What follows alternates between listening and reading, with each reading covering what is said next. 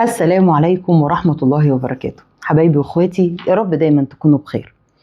أنا النهاردة مش محضرة موضوع أتكلم فيه. أنا طالعة أرد على بعض الأسئلة اللي جات لي من حبايبي الخمسة ستة اللي متابعيني على راسي من فوق. ولو العدد ما زادش أنا برضو مكملة. لو واحد بس هيفضل متابعني هفضل مكملة، والشخص ده هيبقى على راسي من فوق ايا كان العدد. يكفيني ان في حد كلامي بيأثر فيه وبيفرق معاه. فحبيت ان انا اخلي فيه تواصل اكتر ما بيني وما بينكم، ان انتوا تعرفوا مين اصلا الشخصية اللي بتتكلم معاكم دي. فعشان كده قلت اطلع اتكلم بقى على سجيتي وافضفض واقول اللي جوايا. المج الجميل دوت، واحدة حبيبتي من اللي بيتفرجوا عليا سألتني عليه. ده جاي لي هدية من واحدة صاحبتي بتعمل كل الهدايا وتجهيزات بقى الفرح، إذا كان المراوح بقى والمرايات والحاجات اللي مكتوب عليها الأسامي ومش عارف إيه، وكل التجهيزات ديت بتاعت أعياد الميلاد، الأفراح، الهدايا، المجات. هي عملت لي المج ده وبعتته لي. فلو اي حد عايز نمرتها او الصفحه بتاعتها يبعت لي على الخاص وانا هبعت له اللينك بتاعها. وطقم المكتب برضو نفس الحكايه، انا جايباه من بيدج على الفيس. بصراحه يستاهل الفلوس اللي اتدفعت فيه، لان الخامه بتاعته جميله جدا. في حد سالني على ايه تاني. الكرسي برضو انا جايباه من صفحة على الفيس. اكتشفت ان هو ساكن جنبي في شبرا الخيمة، ورحت المعرض بتاعه والحاجة عنده بصراحة جميلة جدا، والاسعار اهدى كتير من اي حد تاني. انا كنت طبعا قبل التجهيزات وقبل ما ابدا اوضب المكان بتاع التصوير تابعت كذا صفحة وتابعت كذا مكان، وشفت الاسعار.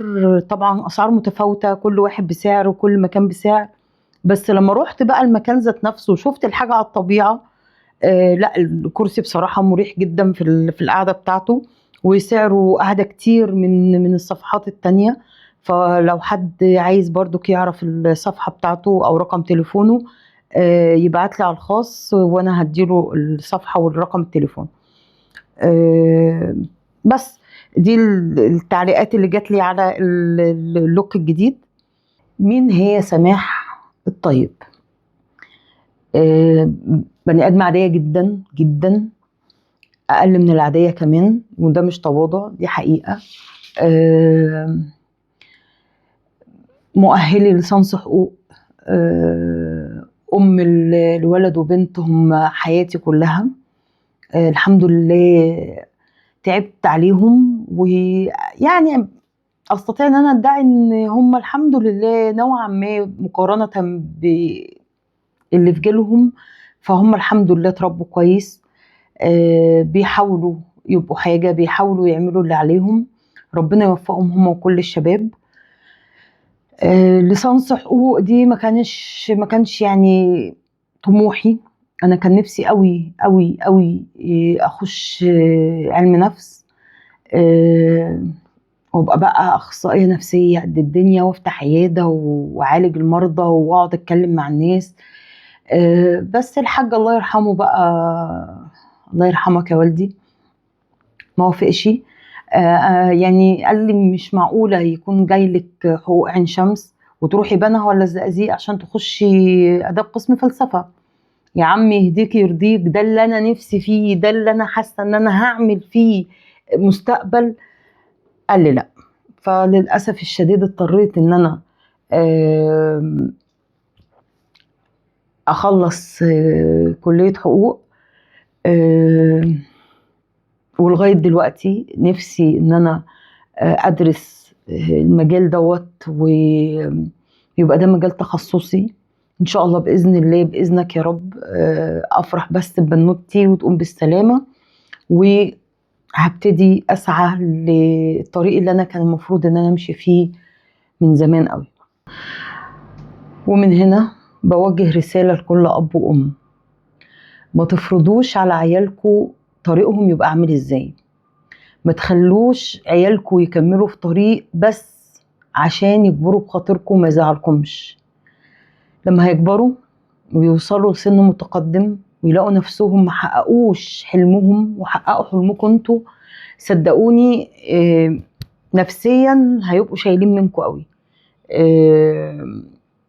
يعني لو ابنك او بنتك او لو ابنك او بنتك مثلا طموحهم ان هم عايزين يعملوا لنفسهم كارير في الشغل ومش في دماغهم الدراسة، صدقني مهما صرفت ومهما عملت ومهما وقفت على دماغهم مش هيعملوا حاجة، مش هيعملوا اي حاجة. هم بيعملوا دوت بس عشان يرضوك وخلاص، لكن هم من جواهم هم مش عايزين، فمش هيعملوا. اللي ما بيحبش حاجة ومش عايزها عمره ما هيتقدم فيها وعمره ما هيعمل فيها حاجة تبهر اللي قدامه.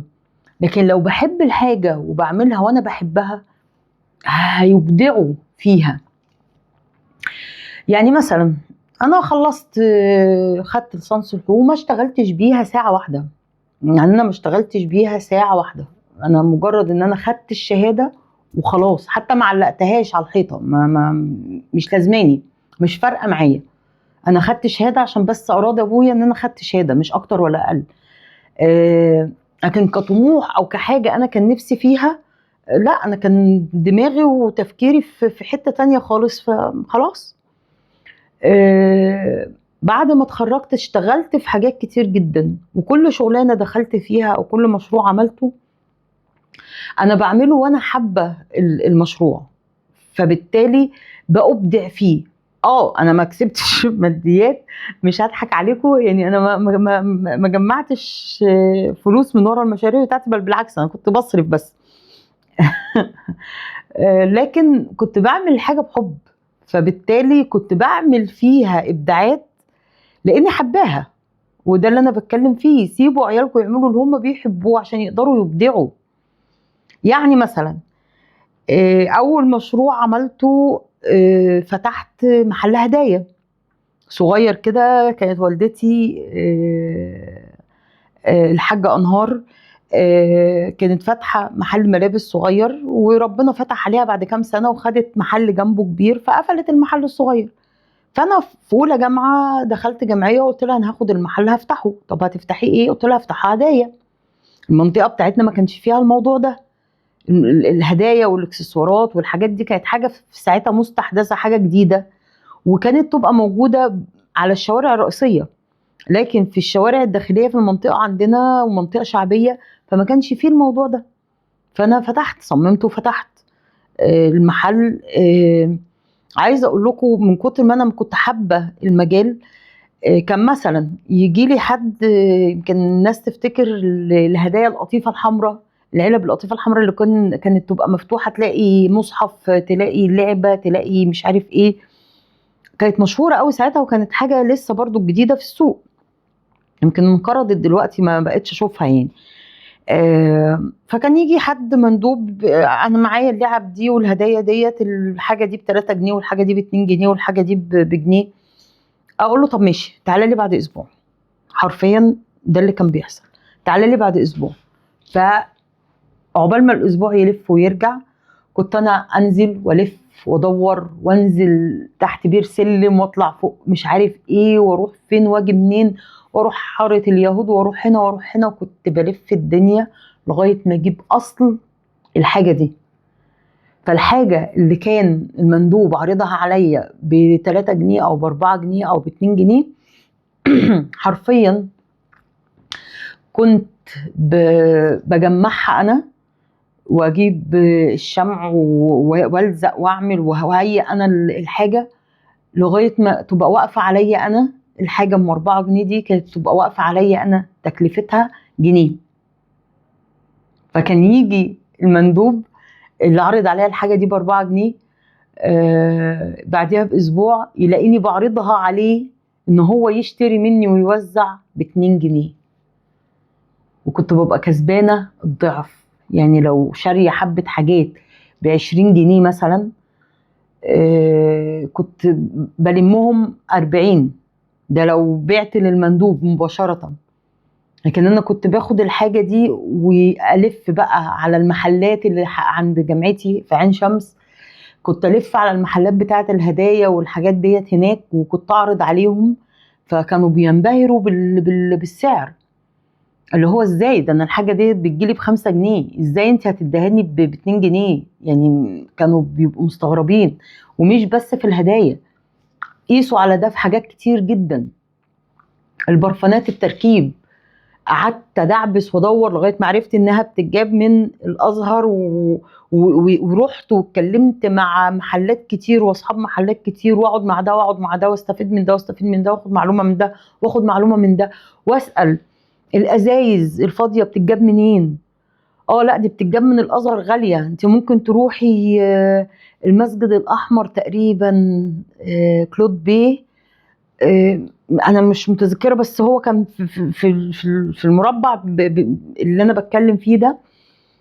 فيقولوا لي لا ده انت لو رحتي المكان دوت هتجيبي الازاز الفاضيه دي بنص سعرها من الازهر تجيبي منه الخامات بتاعه زيوت العطور والمثبت والكحول.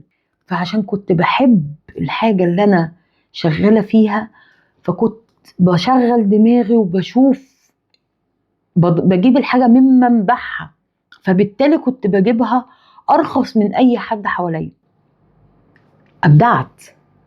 وفي الفتره دي كانت اكتر فتره حرفيا كسبت منها فلوس. بس انا ما كنتش بحوش، انا كنت الفلوس كنت بكسبها كانت بتضيع بقى ان انا لا ما اركبش مواصلات عاديه زي بقيه البشر واتنطط من الميكروباص ده للاتوبيس ده. ما كانش عندي الكلام ده. لا اما مترو، كان المترو ساعتها لسه جديد نوفي، فمش اي حد كان بيركبه. كانت التذكرة أول ما بدأت كانت بنص جنيه، وبعد كده خلوها جنيه لكل المحطات. لا إما أركب تاكسي. ما كانش فيه بقى ساعتها لا أوبر ولا كريم ولا الكلام ده كله، فكان التاكس. فلا، لا إما المترو لا إما التاكس. ماليش أنا في مواصلات عامة الشعب دول، لا لا لا لا، ماليش فيها. فما كنتش بحوش فلوس، كانت كل الفلوس بتتصرف في المواصلات والمنظره الفارغه بقى، يعني اللبس بقى الشيك والاكل بقى من ماكدونالدز وكنتاكي ومؤمن وكوكدور، والحاجات دي كانت كلها في الفتره بتاعتي اللي انا كنت في اولى جامعه فيها. كانت سنه 97. كان كل دي براندات لسه نازله جديد نوفي، وكان يعني عايزه اقول لكم كان السندوتش ابو 10 جنيه ده بمقام 1000 جنيه دلوقتي. يعني ان انت تروح مكان زي ده وتطلب ساندوتش ب 10 جنيه، كومبو مع البطاطس والبيبسي بتاعه، انت كده عديت ليفل الوحش، انت كده من اثرياء القوم حرفيا. يعني ف فالواحد شغل دماغه كتير وكسب فلوس كتير، بس للأسف ما حوش، يعني كله ضاع. بعد كده اشتغلت في حاجات كتير جدا جدا، وفي كل حاجة أنا اشتغلت فيها عملت فيها الإبداع ده. حتة الإبداع إن أنت لما تعمل حاجة تعملها صح، لا إما ما تعملهاش. يعني دي نظرتي للحياة، لا إما أعمل الحاجة وأنا بحبها وأعملها صح قوي، لا إما ما أعملهاش. النتيجة إيه دي بتاعت ربنا، أنا بسعى. لكن هل انا هنجح في الحاجه دي في الاخر ولا هتقول للفشل، دي بقى مش بتاعتي، انا ماليش فيه. لكن سيبوا عيالكم يختاروا مصيرهم، عشان بعد كده هم اللي هيتحملوا المصير ده نهايته ايه. اذا كان المصير ده نهايته سعاده وهنا وفرح، هم اللي اختاروا. واذا كان النهايه لا قدر الله فيها تعاسه وفيها الم، هم اللي اختاروا. ابنك سيبه يختار مجال دراسته ومجال شغله والبنت اللي بيحبها. ما تفرضش على ابنك حاجة، ما تفرضيش على ابنك حاجة. الشخصية اللي بتتبني على الاستقلالية وعلى حرية الاختيار بتقدر تكمل مهما واجهت من صعاب.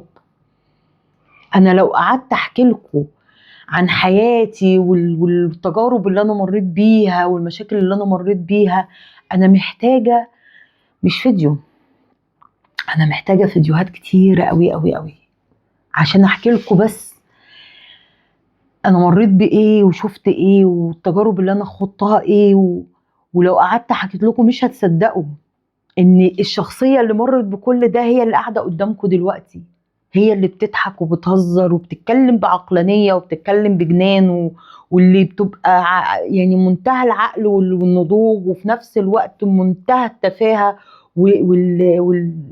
يعني مش عارفه اقول لكم ايه، بس هي دي الشخصيه اللي اتبنت على الحريه. لكن تكسروا ولادكم وتجبروهم ان هم يعيشوا حياه هم مش حابينها، انتوا اللي هتندموا في الاخر.